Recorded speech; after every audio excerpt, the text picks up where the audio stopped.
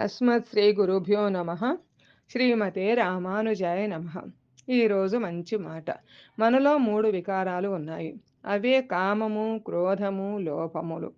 ముందు కోరిక కలుగుతుంది. అది తీరకపోతే కోపం వస్తుంది. కోరిక తీరితే తీరిన కోరికతో కలిగిన లాభం మరొకటికి చెందకూడదు అనే లోభం కలుగుతుంది. ఈ మూడు వికారాలు ఒకదానితో ఒకటి పెనవేసుకొని ఉంటాయి. ఈ మూడు వికారాలు మనకు నరకానికి ద్వారాల వంటివి. ఇక్కడ నరకం అంటే దుఃఖము, తీరని వేదన, బాధ. నరకం చూపిస్తున్నావురా బాబు అనటం మనం వింటూనే ఉంటాం. వివిధ రకాలైన దుఃఖాలకు, బాధలకు, వేదనలకు మూలం ఈ కోరికలు.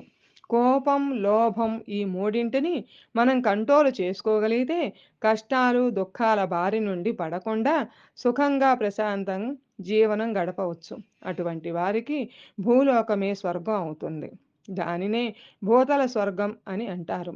సుఖం సులభంగా దొరకాలంటే ఇంతకంటే మరొక మార్గం లేదు. అలా కాకుండా ఎప్పుడూ కోరికలతో, కోపంతో, లోభంతో సతమతమయ్యేవాడికి నిత్యం నరకం కనపడుతుంది.